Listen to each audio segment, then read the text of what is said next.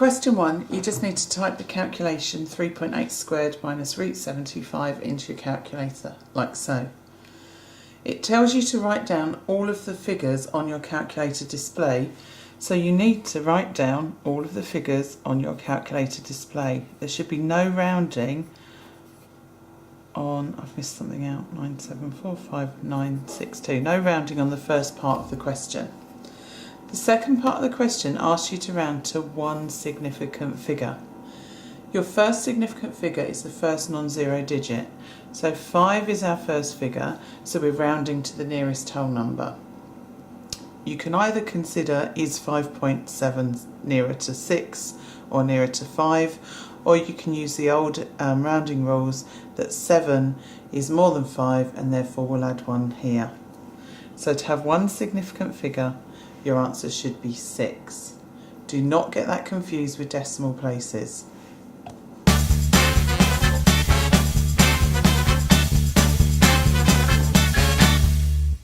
Question 2 was answered really well. Nobody scored less than 2 marks, and if you lost a mark, it was usually because you forgot this. It's a key.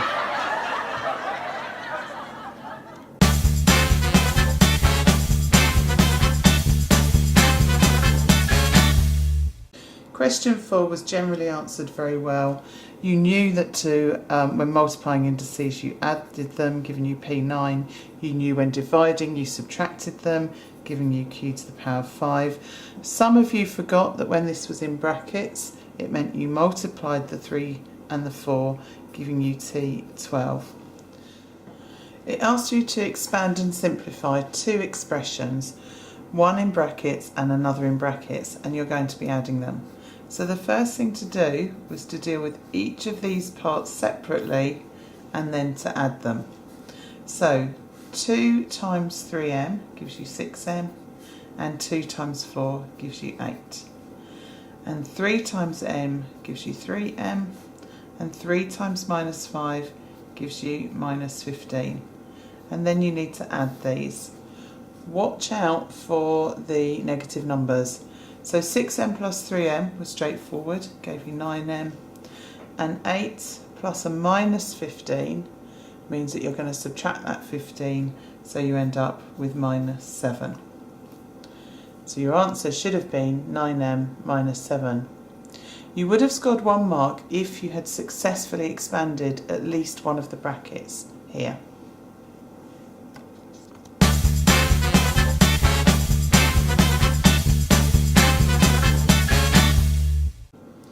Question 7 involved a field. You were given information about the length and width of the field.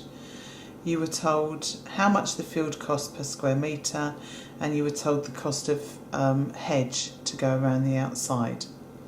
This was a question where most of you scored well but didn't necessarily get the question right.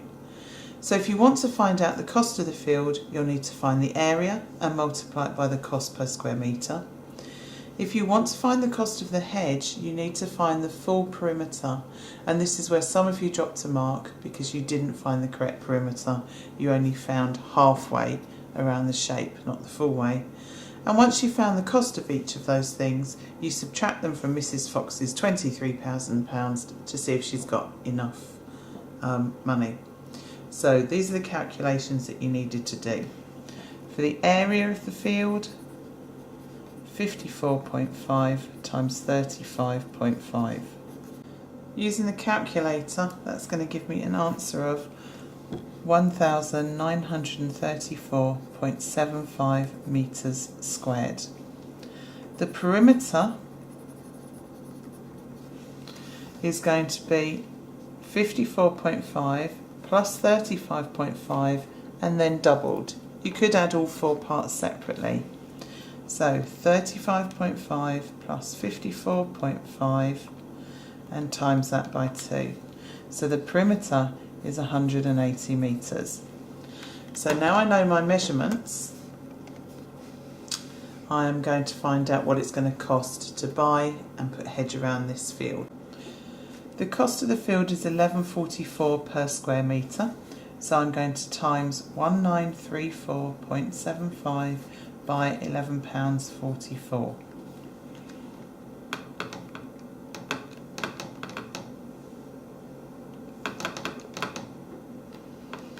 Okay, and that gives me this answer, 22,133.54.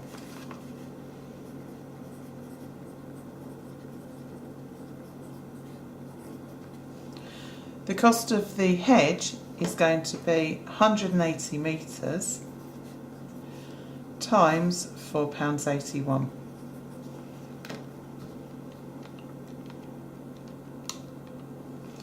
And that is £865.80. So I now know the cost of the field and the cost of the hedge. To know the total cost, I need to add those two together. A few of you made an error here, not using the calculator but adding them up manually and doing it wrong.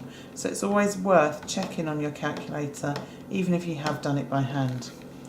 So this added to £22,999.34. So the question asked, has she got enough money to buy the field and plant the hedge? Well, she's got £23,000. You can do a subtraction to check, but she has enough money, and she's also got 66 pence over.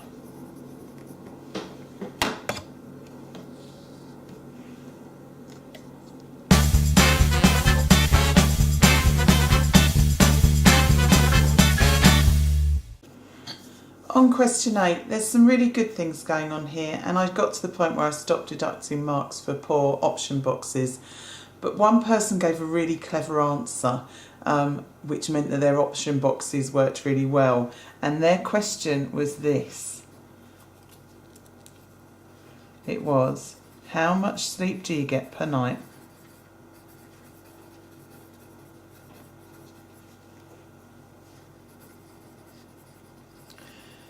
To the nearest hour.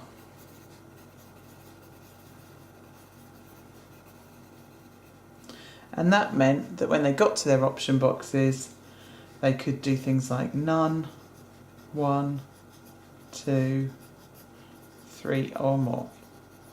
I thought this was really clever. One of the good things that was happening though was you were all having in an appropriate question and were mentioning a time frame, so that bit's there, but just tighten up on your boxes.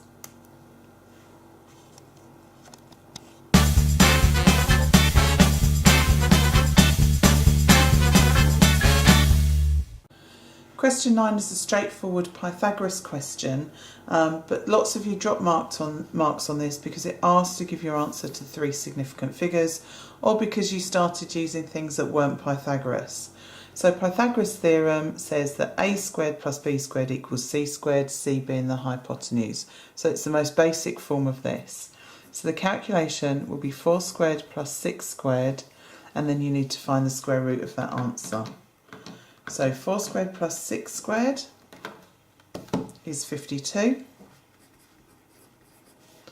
And then the square root of 52 is 7.21110, and so on. We want 3 significant figures, so 1, 2, 3. This isn't going to change the size of the number in front, so your answer becomes 7.21 centimetres.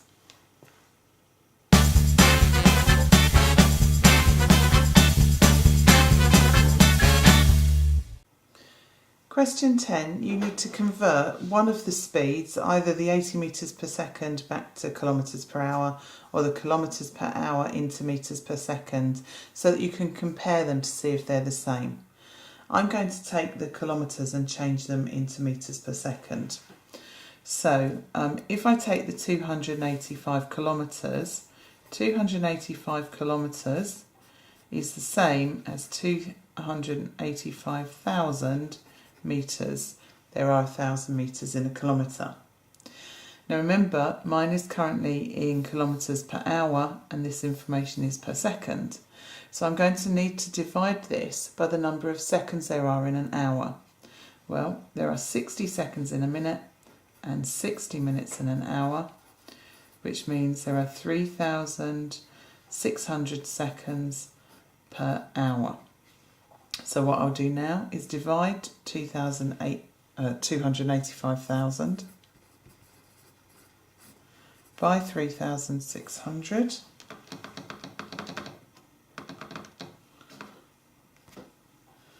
And you'll see that the answer comes out as 79.16 recurring. Now that is 79 metres per second. Therefore, James is correct.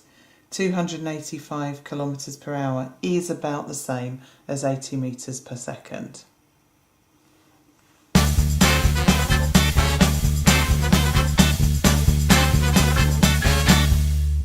The first part of it, question 11, was generally answered well, but here's a quick reminder. When you're asked to share in a ratio, the first thing you do is add your ratio. So 7 plus 3 plus 2, which gives you 12. And you then divide what you have here, the £36, by that number. It means that each part of the ratio is worth 3. So Donna received the largest amount, so she's going to get 7 lots of £3, and 7 times £3 is £21. The second part of the question wasn't answered very well. Too many of you resorted to a non-calculator method and messed it up. You're on a calculator paper. This is worth 4 marks, surprisingly, and it's really very simple. So you have a choice. You can do it as one calculation where you work out what percentage she now weighs and multiply it by the decimal equivalent, or you can find 8.5% using the calculator and subtract it. So I'll show you both ways. First of all, if I did 100 minus 8.5, I would get 91.5. So to do this in one step, I need to change that to its decimal equivalent, which I do by dividing by 100, which gives me 0.915. And then I multiply that by the 51.5 kilograms she weighed a year ago. So 51.5 times 0.915. And it gives me the answer of 47.1225. You're being asked to round this to an appropriate degree of accuracy. Given that at the start all of your values were to 1 decimal place, that would be appropriate. They would take 1 or 2 decimal places, or anything up to 3, because kilograms would be appropriate to do to 3 places, but not the 4. But the best one would probably be 47.1 kilograms. If you wanted to do this in 2 steps, so to find the 8.5%, well, you change 8.5% to its decimal equivalent, which is going to be 0.085, and you would do 51.5 times 0.085. You'll see the answer here. That gives you the 8.5%, which you would then subtract from 51.5. So if you do that, you'll get the same answer we got using the one-step process. And again, you need to round that to something appropriate.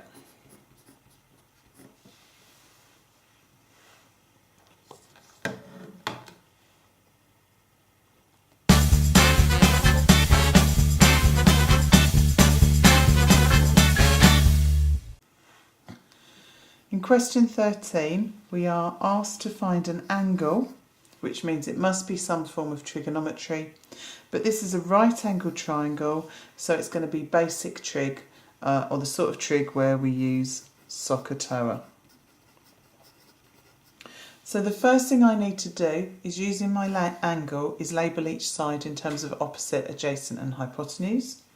So this is opposite, this is the hypotenuse, and this is adjacent. The two pieces of information I know are on O and A, so I'm going to use tan.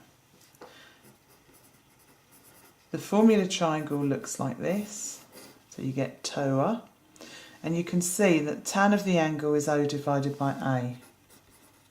Now this is going to be tan of A equals 5/6. So what you need to do is 5 divided by 6 on your calculator, like so. And you should realise that it's very unlikely that with side lengths like this, that angle is going to be as small as 0.83 degrees. So this is my favourite moment in maths. We get to use our funky button. So I'm going to use that and press tan. And that gives me the answer of 39.8 degrees. I'm just going to check the accuracy they asked us for. 3 significant figures, so I've got my 3 there, the 0 wouldn't change that number. Please remember that your calculator must be in degrees. You can see that mine is. Otherwise it will give you the wrong answer. They will still give you marks, but you will drop 1 point. Second part of this question is still trig. We're using an angle, we only know one side length, and it's still right angled, so it's SOHCAHTOA. So my start point is labelling the sides in terms of this angle. So this is opposite, this is adjacent, and this is the hypotenuse. Now I know about this one, and this is the one I want to know about, so I'm going to use sine, which gives me SO. So in this case, I know the angle, and I'm trying to find O. So the formula is going to be sine 40 times 10. So it's the sine of the angle times the length of the hypotenuse. So if I do that on the calculator, I get the answer 6.4278. Again, I'm asked to round this to 3 significant figures, and that's 7. So if I write this out, 6.42787, boom, boom, boom. So there's my 1, 2, 3, and this time the 7 will impact on that one, so it will round to 6.43.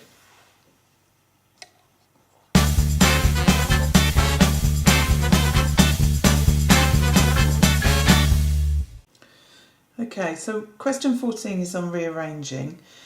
We've done some rearranging, but we haven't together done anything where you've needed to factorise to get the answer on its own. So when I look at this, I want to get A on its own. The first thing I want to do is to get rid of this division down here. So I'm going to multiply both sides by n plus A, which means that on the left side I get p n plus A, and on the right side I'm just left with n squared plus A. The next thing I'm going to do is expand these brackets so I can get an A term on its own. So expand is the next step, and that will give me Pn plus Pa, and the right hand side remains the same. Now I'm going to move all of my A terms to one side and all of my N terms to the other side. So this A term I'm going to move in this direction, and this I'm going to move in this direction. Now on this side I will have PA, and when this moves across I'll be subtracting A. And then on this side I've still got n squared, and now I'm going to subtract Pn. Now I've got all my A terms on this side, but A is currently not on its own. The only way I can get it on its own is if I factorise this side. A is common to both terms, so I'm going to do A and then in the bracket P minus 1. And all of that will equal n squared minus Pn. Now to finish this, the last thing I'm going to do is a division by P minus 1. So if I divide by P minus 1 on this side, these will disappear so that A equals n squared minus Pn all over P minus 1.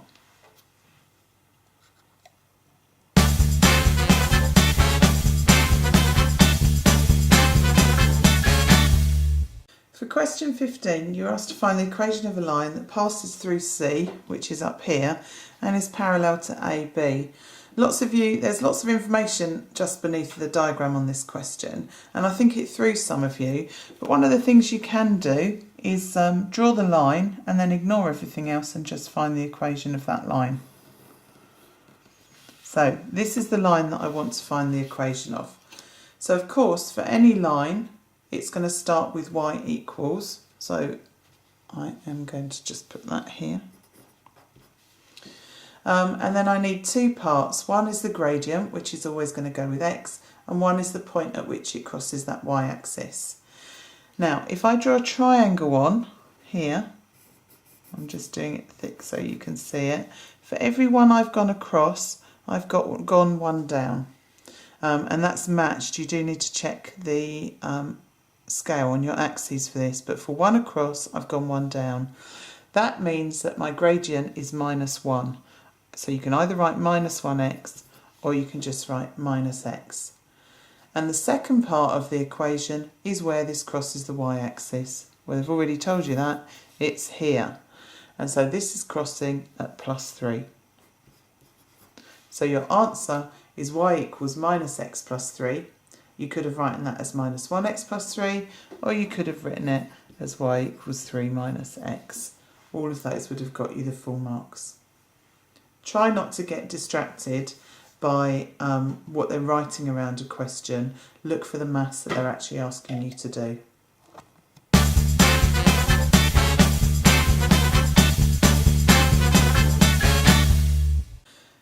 I genuinely don't know how so many of you managed to get this question wrong.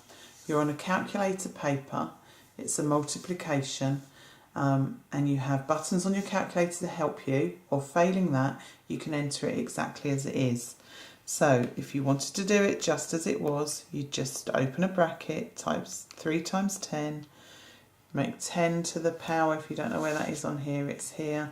Casio users will need to check, so that's times 10 to the power of 5, close the brackets, multiply, open another bracket, 4.5 times 10 to the power of 4, close the bracket, press equals, and on the calculator it gives you the answer in standard form. Now they're asking for it to be correct to two significant figures, so instead of writing 1.44, you can write 1.4, and this needs to be times 10 to the power of 10. They actually gave you full marks if you wrote 1.44 times 10 to the power of 10. So there wasn't a deduction for not rounding it as they'd asked. There is a button that helps you enter this, so if you don't like entering it like that, this button here enables you to type this in as well. I'll show you how that works. You just type 3.2, and then if you press that, you'll notice it puts in for you the times 10 to the power of. You just add the power, and then you times that by 4.5, and again press that again and type the power, and there I get the same answer. Okay, so when you're on a calculator paper, use your calculator.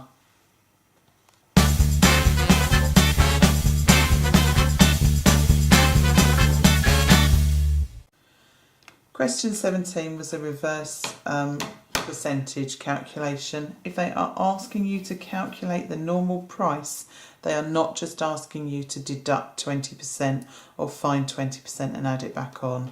The £220 represents 80% of the original price. So if you want to find the original price, you need to divide by that. So the most straightforward way to do this is to change that to its decimal equivalent, which is 0.8, and do a division. So 220 divided by 0.8 would give you the answer 275, which is here. So see, you just do it on your calculator. So it's just remembering that the amount that you have is not 100% of the amount. If you find 20% of 220 and add it on, it will not get you back to the original amount because the amount you're working with is less than what you started with.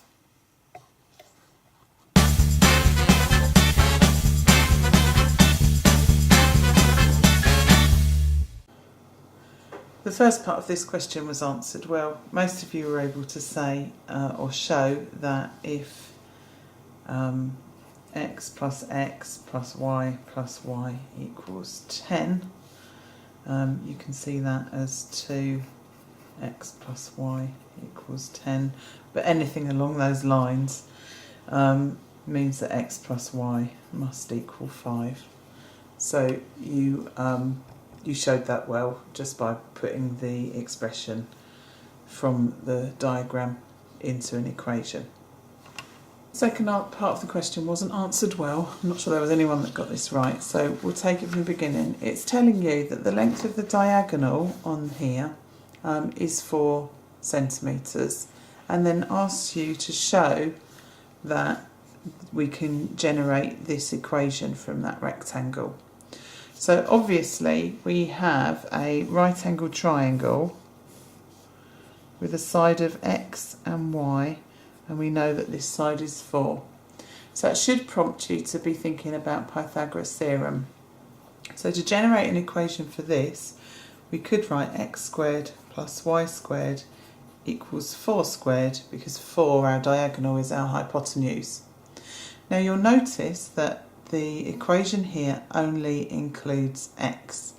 So what I need to do is write an expression for y in terms of x. So if I know that x plus y equals 5, I can rearrange this to find out what y would equal in terms of x. So I'm going to move this x over, where it will become a subtraction. So y is the same as 5 minus x. I'm going to substitute this back into the expression over here, so that I end up with x squared plus 5 minus x squared. I've put the squared inside, it should be outside. Equals 4 squared, which is of course 16. So I'm now going to sort out the expression over here. I need to expand these brackets. So down here I'm going to put 5 and minus x and just fill out my grid. So I'm going to have 25 in there, minus 5x, and a positive x squared in there. So back up here, if I put this back into the left hand side of the equation, I'm going to have x squared plus x squared from there, minus 10x from here and here, plus 25, all equaling 16. And you should be able to see now that we are closer to this. Now you'll notice that this expression equals 0, so I want this side to equal 0, so I'm going to move this over, which will mean I'll subtract 16, and I'm just going to collect the terms that are left in here. So x squared plus x squared is 2x squared, I still have minus 10x, and 25 minus 16 is 9, and it all equals 0. And what you'll see now is that I have shown that 2x squared minus 10x plus 9 equals 0.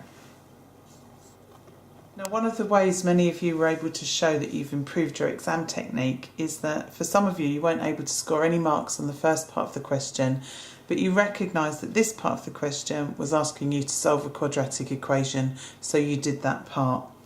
Remember, the quadratic equation formula is on your formula sheet on the front, and it's here, and that's what we're going to be substituting into. Your clue that this is a question to be done on the calculator is the fact that your answers are going to be correct to 3 significant figures. That means that this equation will not factorise, and you need to use that formula. So the first thing I need to know is my values of a, b and c. A is always x squared, with x squared, so it's going to be 2. B is always with x, and in this case it will be minus 10, so we're going to need to be quite careful with it. And c is worth 9. Now, on the formula sheet, you get the equation minus b plus or minus the square root of b squared minus 4ac, and all of that is divided by 2a.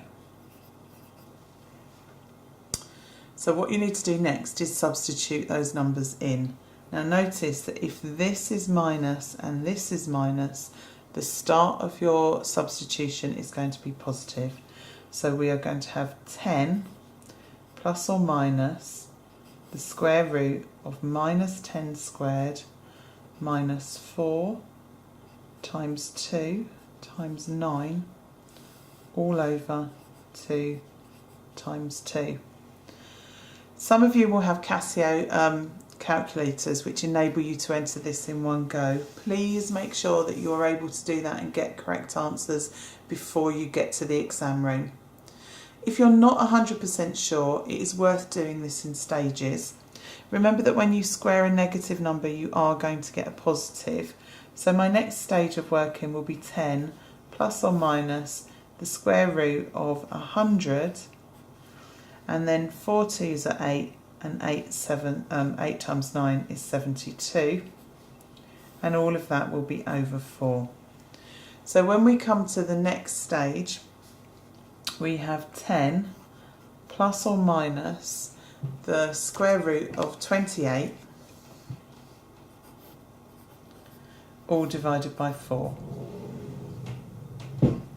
Remember that you need to do two calculations.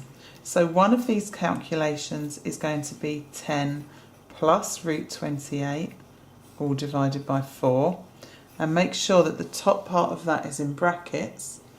And one of the calculations will be 10 minus the square root of 28 all divided by 4.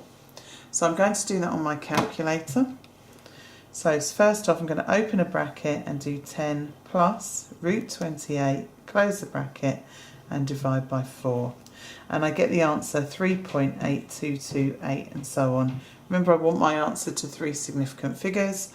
So 1, 2, 3, 3.82, and the other 2 won't impact on that at all. So the second time I run this through, I need that to be minus. Remember, you can just skip back on your calculator and change the calculation to save yourself time. So I've now got 10 minus root 28 in brackets divided by 4, and my answer at this point is 1.177. On this occasion, that second 7 is going to round up the one there, so that my answer is 1.18.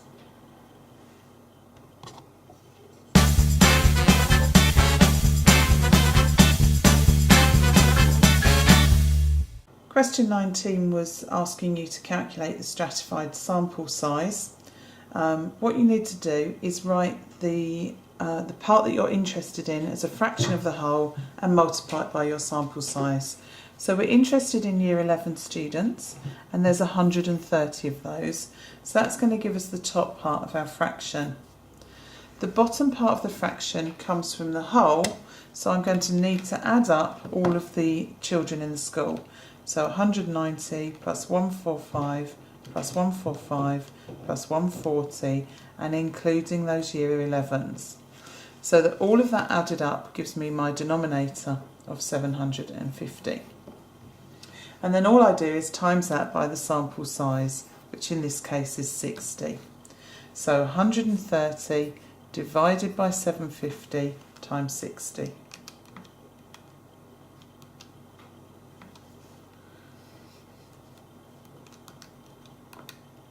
And you'll see that my answer comes out as 10.4. Obviously I can't choose 0.4 of a student, so I'm going to choose 10 students in total. On this occasion, you weren't penalised for saying you would choose 10.4 people, but do watch for that. You do need to round appropriately. So if it had come out as something like 10.8, you should take 11 students from that part of the sample.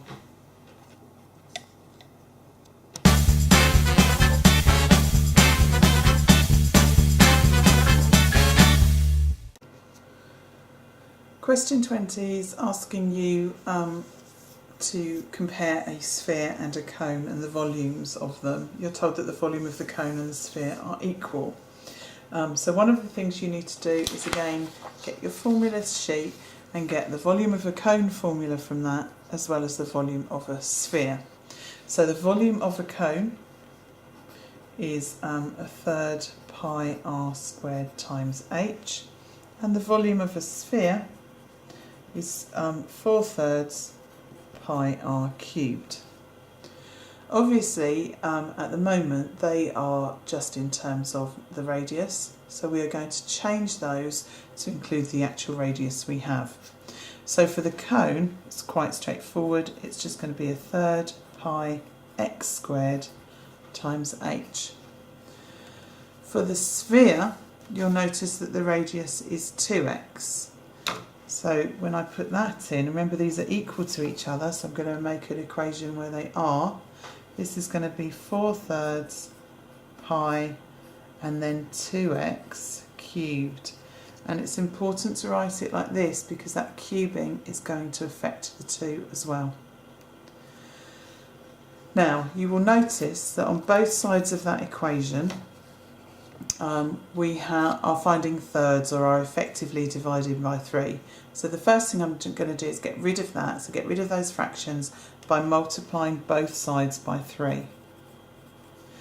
So on this side I'm going to end up with just pi x squared h, and on this side I'm going to end up with 4 pi, and then, because I haven't dealt with it yet, 2x cubed. The next thing I'm going to deal with is this bracket here. So remember that if it's in brackets, I need to cube both the 2 and the x. So 2 cubed is 8, so we're going to end up with the left side won't change, and this is going to become 4 pi, 2 cubed gives me 8, and x cubed is just going to be x cubed.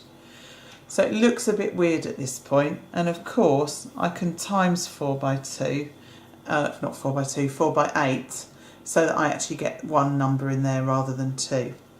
So on the next line of working, I've got pi x squared h equals 32 pi x cubed. And I'm now nearly there. Remember, I'm looking to look for h in terms of x. So what I want is for h to be on its own. So for h to be on its own, I need to divide by pi x squared. On this side, those two will cancel out.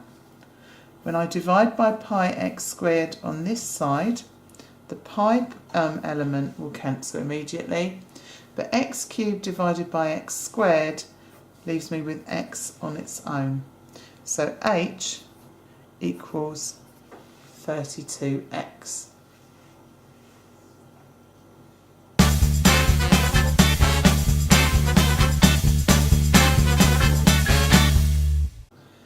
For question 21, lots of you recognise that this was a bound question and earned marks by putting the upper and lower bounds of the values that were there.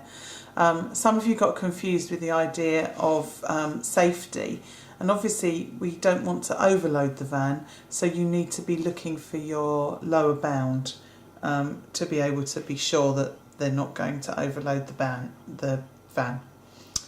Okay, it tells you here that 1200 is rounded correct to 2 significant figures.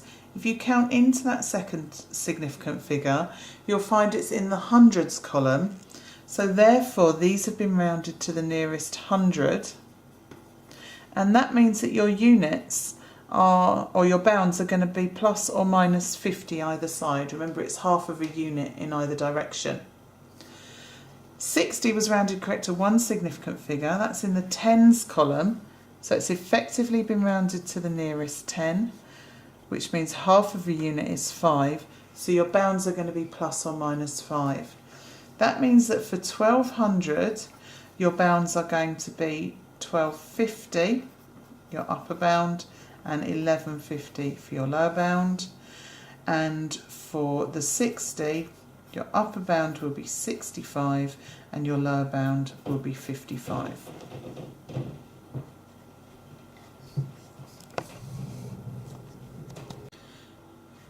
Okay, so we need to do a division, and remember, whenever we're dividing to find an upper or lower bound, you always use one upper, one lower, because we want to find the lowest number possible, because we want to be completely safe. What we want to do is take the smallest maximum load, so that will be 1150, and divide it by the maximum weight for each of those metal bars, which will be 65.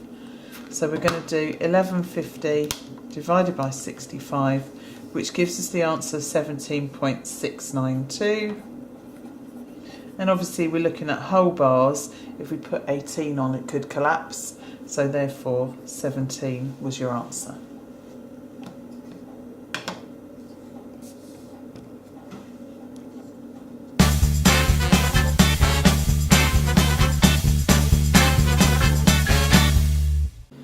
The first part of this question asks us to find an estimate for the mean, and the reason it's an estimate is because we don't know where each of these values lay between the groups that we're given. We can only estimate it. To do this question, you need to be mad. The first M stands for midpoint, then multiply, add and divide. So I'm going to pop an extra column in for my midpoints, which is going to be the midpoint of the class interval. Now, to find this midpoint, I'm going to add either end of the class interval and halve it. So 0 plus 10 is 10 and half of 10 is 5. Now they're quite cruel on this because each interval is slightly different. So 10 plus 25 is 35 and half of 35 is 17.5. And 25 plus 40 is 65 and half of that is 32.5. And 40 plus 60 is 100 and half of that is 50. So that means I've done my midpoint. So the next thing is to multiply, and I'm going to add my multiply my frequency by my midpoint. This means I'm going to need another column that is going to be the answer to that. So I'll start with 38 times 5, which is 190. Then 36 times 17.5, which is 630. And then 30 times 32.5, which is 975. And finally 46 times 50, which is 2,300. So that's the multiplying bit done. So the next thing I need to do is the addition.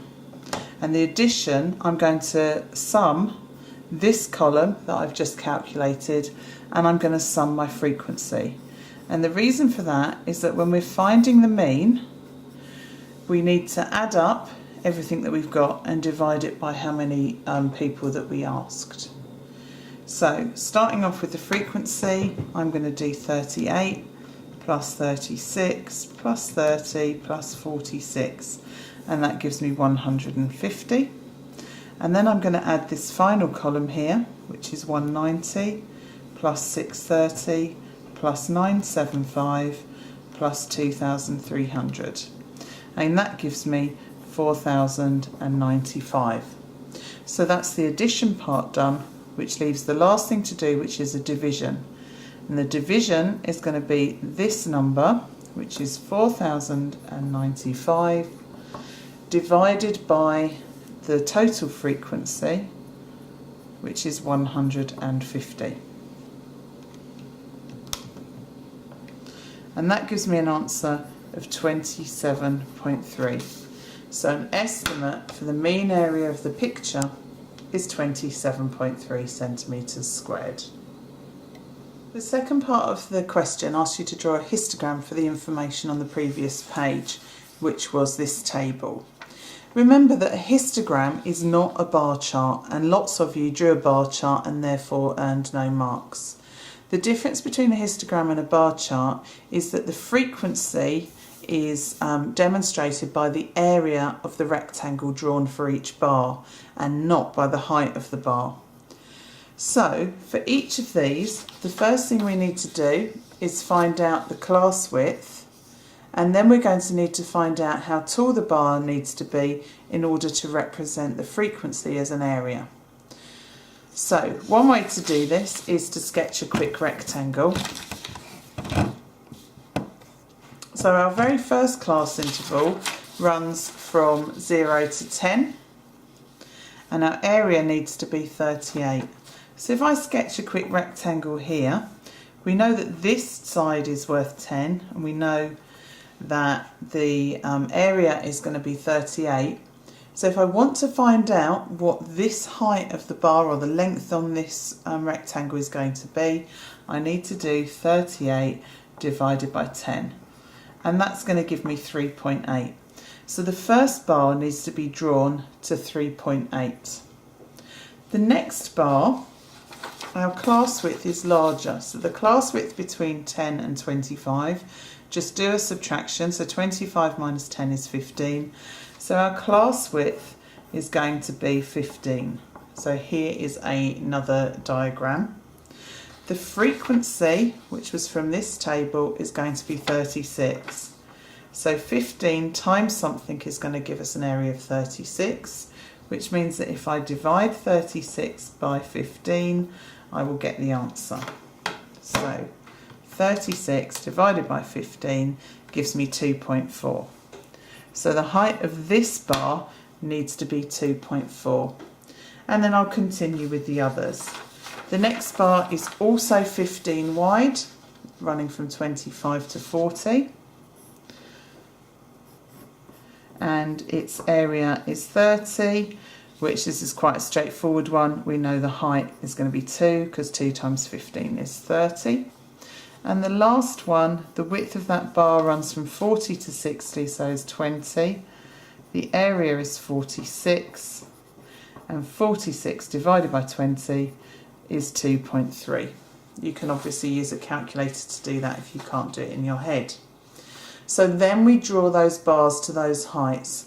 Now the tallest bar is 3.8. If you look at the diagram, we've got 4 blocks of 10. So this column, which is our frequency density, I'm just going to call it FD for short, I'm going to label like so, 1, 2, 3, 4. So my first bar I'm going to draw across at 3.8, which is here. And I'm going to vaguely shade it so that you can see it for the video. My second bar, remember, is 15 squares wide and going to go to 2.4. So that's it, and again I'm shading it in for you. And the next one is again 15 wide, so it's going to go out to 40 and is 2 high.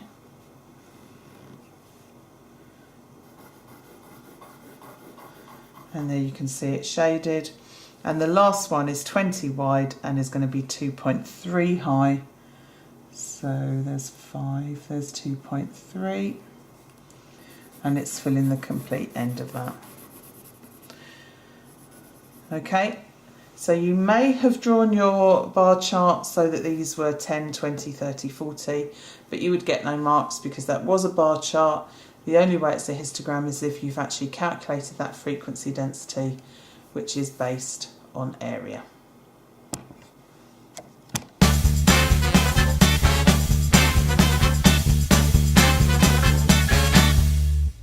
Part A of question 23 asks you to find the length of the arc ABC. Now an arc is part of a circumference, so it is this curved distance going around the shape that you have there, the sector of that circle. All it is a fraction of the circumference. So to find the circumference you would use pi times d. In this case we know the radius, but the diameter will be double that. So instead of being 10.4, our diameter will be 20.8, and we're going to times that by pi. But we also need to take account of the fact we're only finding a fraction of this. So you can see that the angle of this sector is 120 degrees. So we're effectively finding 120 out of 360. And so that's the calculation you need to do. The area, or the circumference of the circle times the fraction of the circle that we are finding it for. If you do that on the calculator, so pi times 20.8 times 120 divided by 360 gives you the answer 21.78. And they want the answer to 3 significant figures, which is going to give me the answer 21.8 centimetres.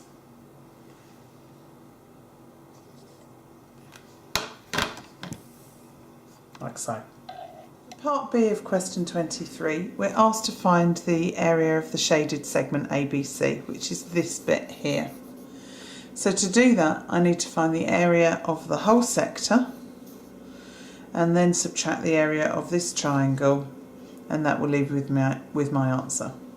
So first thing I do is find the area of the sector, which is that sort of part. And this is obviously the fraction of a circle. So the area of a circle is pi times r squared, and in this case we're only finding a fraction of it, which is 120 over 360. And all I need to do is replace that radius with the actual value of the radius, which is 10.4. So this is going to all be entered straight into the calculator. So I'm going to do 120 divided by 360 times pi times 10.4 squared. And that gives me this answer, which is 113.2648. Now remember, you should be leaving 4 decimal places to your answers partway through the calculation to ensure you don't lose any accuracy. So I'm going to write down 113.2648 and leave it at that. The next thing I need to do is find the area of this triangle. We don't know the base and the height, so what I actually need to use is one of the trigonometry formulae, which is on the front of your paper, which is the area of a triangle, which is half AB sine C. Remember, I can only use this when I know 2 sides and the included angle between them. But obviously on the sector I know that both of my sides measure 10.4 and my included angle is 120. So for the area of that triangle, I'm going to do half AB sine C.